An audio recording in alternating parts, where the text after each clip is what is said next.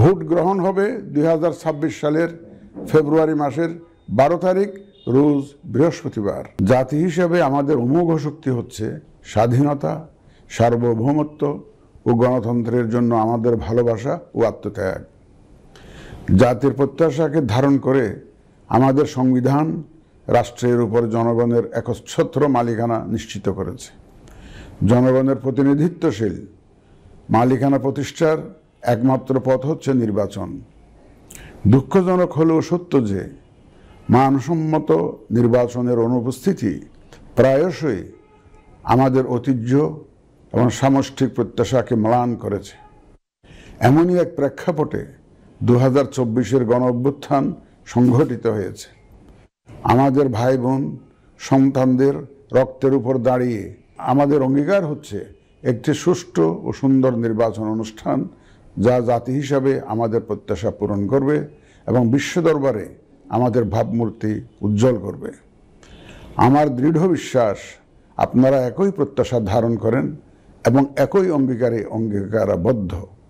প্রিয় দেশবাসী, সুষ্ঠু ও গ্রহণযোগ্য নির্বাচনের লক্ষ্যে গত এক বছরে আমরা বেশ কিছু গুরুত্বপূর্ণ কাজ সম্পাদন করেছি।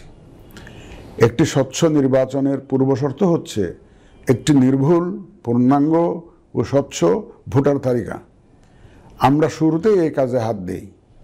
গত এক বছরে নতুন ভোটার অন্তর্ভুক্তির পাশাপাশি ভোট বিমুখ এবং বাদ পড়া প্রায় 45 লক্ষ ভোটারকে তালিকায় অন্তর্ভুক্ত করা হয়েছে এবং 21 লক্ষাধিক মৃত ভোটারকে তালিকা থেকে বাদ দেওয়া হয়েছে। নারী ভোটারদের যথাযথ অন্তর্ভুক্তির অভাবে পুরুষের সাথে নারী ভোটারের ব্যবধান বেড়ে প্রায় 29 লক্ষে গিয়ে দাঁড়ায়। বাদ পড়া নারী ভোটারদের মাঝে সচেতনতা সৃষ্টির মাধ্যমে সেই ব্যবধান উল্লেখযোগ্যভাবে কমিয়ে আনা হয়েছে। আইন সংশোধন করে ভোটার হওয়ার যোগ্যতার তারিখ প্রতি বছর 1 জানুয়ারির পরিবর্তে কমিশন কর্তৃক নির্ধারিত দিনে নির্ধারণ করা হয়েছে। এর ফলে 31 অক্টোবর 2025 পর্যন্ত যোগ্য তরুণ ভোটারগণ ভোট দিতে পারছেন। গত 18 নভেম্বর প্রকাশিত তালিকা অনুযায়ী বর্তমানে দেশে ভোটারের সংখ্যা দাঁড়িয়েছে 12,76,95,183 জনে।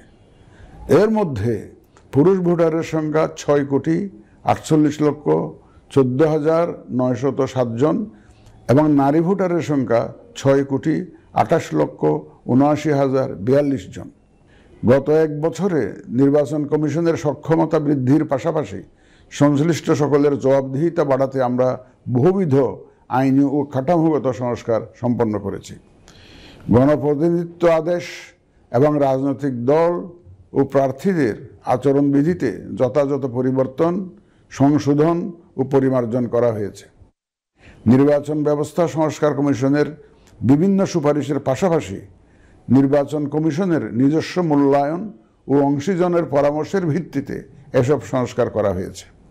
এই উদ্যোগ সফলভাবে সম্পন্ন করতে সহযোগিতার জন্য আমি অন্তর্বর্তীকালীন সরকার, নির্বাচন ব্যবস্থা সংস্কার কমিশন ও জাতীয় ঐকমত্য কমিশন সহ সকল অংশীজনদের জানাই আমার কৃতজ্ঞতা। প্রিয় দেশবাসী, বিভিন্ন কারণে এবারের নির্বাচন আমাদের জাতির ইতিহাসে অনন্য ও গুরুত্বপূর্ণ।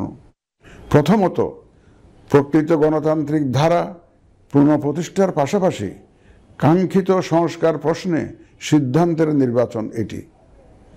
এবার জাতীয় সংসদ নির্বাচন ও গণভোট একই দিনে অনুষ্ঠিত হবে, যা একটি নতুন অভিজ্ঞতা। এবার জাতীয় সংসদ নির্বাচন ও গণভোট একই দিনে অনুষ্ঠিত হবে, যা একটি নতুন অভিজ্ঞতা। দ্বিতীয়ত, সংশ্লিষ্ট সকল রাষ্ট্রীয় ও গণতান্ত্রিক প্রতিষ্ঠানের জন্য এই নির্বাচন হচ্ছে সক্ষমতা প্রমাণ করে ভাবমূর্তি পুনরুদ্ধারের অনন্য সুযোগ। তৃতীয়ত, দীর্ঘ গণতান্ত্রিক আন্দোলন সংগ্রামের পর দেশের স্বার্থে রাজনৈতিক দলসমূহের মাঝে সৌহার্দ্যপূর্ণ গণতান্ত্রিক প্রতিযোগিতার ধারা প্রবর্তনের দাবি রাখে এই নির্বাচন। চতুর্থত, প্রায় অকার্যকর পোস্টাল ভোট ব্যবস্থাকে পরিমার্জন করে এই নির্বাচনে একটি কার্যকরী রূপ দেয়া হচ্ছে। বিশেষ করে বাংলাদেশের অন্যতম চালিকা শক্তি আমাদের রেমিটেন্স যোদ্ধা তথা প্রবাসী বাংলাদেশি ভোটারদের প্রথমবারের মতো ভোটের আওতায় আনা হচ্ছে। একইভাবে প্রথমবারের মতো ভোটের আওতায় আসছেন আইনি হেফাজতে থাকা ভোটারগণ। এছাড়াও নিজ নির্বাচনী এলাকার বাইরে কর্মরত সরকারি কর্মচারী এবং নির্বাচন অনুষ্ঠানের সাথে সম্পৃক্ত ব্যক্তিগণ পোস্টাল ব্যালটের মাধ্যমে এবার ভোট দেবেন। প্রিয় ভোটারবৃন্দ, ভোট আপনার শুধু নাগরিক অধিকারই নয়, বরং পবিত্র আমানত ও দায়িত্ব। এই দায়িত্ব সচেতনভাবে আপনারা পালন করবেন, এই আমার বিশ্বাস। যে কোনো ভয়ভীতি, প্রলোভন, প্রবঞ্চনা এবং সীমাবদ্ধতার ঊর্ধ্বে উঠে নিঃসংকোচে আপনাদের ভোটাধিকার প্রয়োগ করুন। আপনাদের নিরাপদ ও উৎসবমুখর অংশগ্রহণ নিশ্চিতকল্পে সংশ্লিষ্ট সকল প্রতিষ্ঠান ও বাহিনী কাজ করবে। ধর্ম, গোত্র, গোষ্ঠী, লিঙ্গ নির্বিশেষে সকলে এই আনন্দ আয়োজনে অংশগ্রহণ করুন। পরিবারের প্রতিবন্ধী, বয়স্ক ও সন্তান সম্ভবা মা সহ সকলকে নিয়ে ভোট দিতে আসুন। আমি আশা করি আপনাদের স্বতঃস্ফূর্ত অংশগ্রহণের মাধ্যমে ভোটের অনুষ্ঠান উৎসবে রূপ নেবে। প্রবাসে বসবাসরত প্রিয় ভোটারগণ, প্রবাস থেকে ভোটদানের জন্য নিবন্ধন কার্যক্রম গত 18 নভেম্বর থেকে চলমান আছে। আগামী 25 ডিসেম্বর পর্যন্ত পোস্টাল ভোট বিডি অ্যাপের মাধ্যমে পৃথিবীর যে কোনো স্থান থেকে ভোটদানের জন্য আপনারা নিবন্ধন করতে পারবেন। আপনারা এই সুযোগ গ্রহণ করে ভোটে অংশ নিন, দেশ গঠনে আপনাদের অধিকার বুঝে নিন। প্রবাসী ভোটারগণ ছাড়াও দেশের ভিতরের 3 ধরনের ভোটার পোস্টাল ব্যালটে ভোট দিতে পারবেন, যা ইতিমধ্যে উল্লেখ করেছি। প্রবাসী ভোটারগণের পাশাপাশি এই 3 ধরনের ভোটারগণ আগামীকাল থেকে শুরু করে আগামী 25 ডিসেম্বর 2025 পর্যন্ত পোস্টাল ভোট বিডি অ্যাপের মাধ্যমে এবং নির্ধারিত পদ্ধতিতে পোস্টাল ভোটের জন্য নিবন্ধন করতে পারবেন। ব্যক্তি ভোটার ও প্রতিষ্ঠানসমূহের প্রতি আমার আহ্বান, আসুন আমরা আমাদের ভোটাধিকার নিশ্চিত করি এবং ভোটে অংশ নেই। প্রিয় দেশবাসী, বর্তমান সময়ে সামাজিক যোগাযোগ মাধ্যমে বিভিন্ন বিভ্রান্তিমূলক তথ্য ছড়ানো হয়ে থাকে। বিশেষ করে কৃত্রিম বুদ্ধিমত্তা ব্যবহার করে অসত্য তথ্য ও অপতথ্যের বিস্তার দিনকে দিন বেড়ে চলেছে। প্রতিপক্ষ দল ও প্রার্থীকে হেয় করার পাশাপাশি নারীদের প্রতি বিদ্বেষমূলক প্রচারণা আমাদের ঐতিহ্যকে ক্ষুণ্ণ করে এবং নির্বাচনকে কলুষিত করে। দেশের প্রচলিত আইন অনুযায়ী এসব রোধে প্রয়োজনীয় ব্যবস্থা গ্রহণ করা হবে। আপনাদের প্রতি আমার বিশেষ অনুরোধ, অসত্য এবং অসৎ উদ্দেশ্যে প্রচারিত কোনো তথ্যে কান দিবেন না, গ্রহণ করবেন না। মনে রাখবেন, অসত্য তথ্য শেয়ার করাও শাস্তিযোগ্য অপরাধ। আমি এবার নির্বাচনে অংশগ্রহণে ইচ্ছুক প্রার্থী এবং দলসমূহের প্রতি 2-1টি কথা বলতে চাই। আসুন আমরা আচরণবিধি মেনে একটি শান্তিপূর্ণ ও উৎসবমুখর নির্বাচন নিশ্চিত করি। শান্তিপূর্ণ সহাবস্থান এবং পারস্পরিক শ্রদ্ধা নিশ্চিত করে ভোটারদের বিশ্বাস ও আস্থা অর্জনই হোক আপনাদের লক্ষ্য। নির্বাচনে দায়িত্ব পালনকারী প্রিয় সহকর্মীবৃন্দ, নির্বাচন কমিশন স্বচ্ছতা, নিরপেক্ষতা এবং দৃঢ়তার সাথে দায়িত্ব পালনে বদ্ধপরিকর।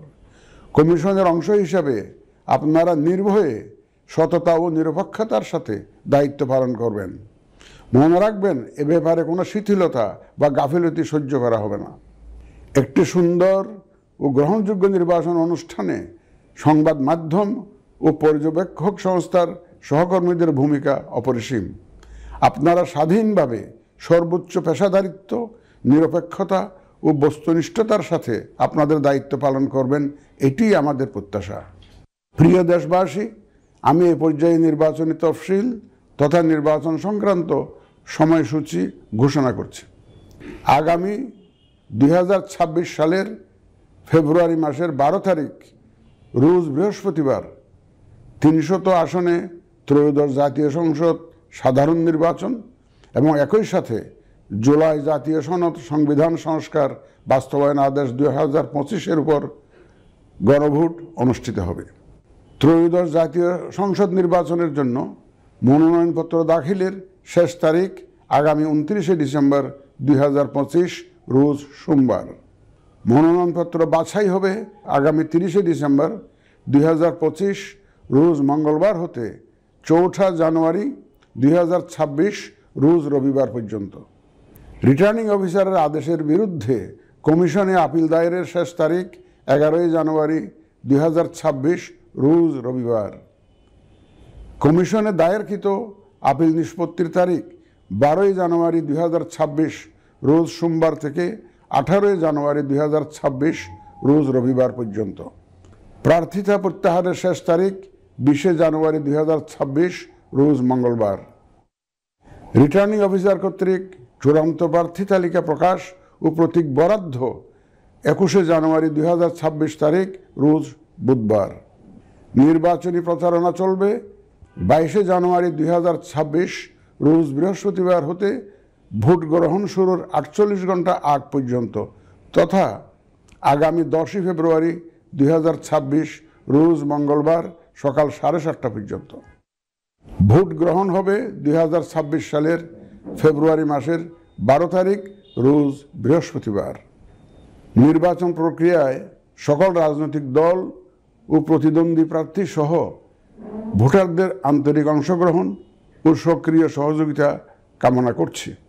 সকলের প্রতি আমার আহ্বান, আসন্ন ত্রয়োদশ জাতীয় সংসদ নির্বাচন ও গণভোট সফল করে আমাদের গণতান্ত্রিক অগ্রযাত্রায় ঐতিহাসিক ভূমিকা রাখুন।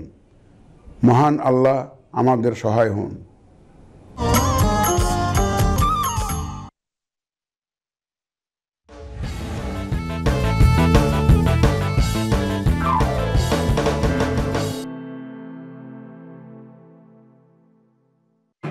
ত্রয়োদশ জাতীয় সংসদ নির্বাচন এবং গণভোট একই দিনে অনুষ্ঠিত হবে।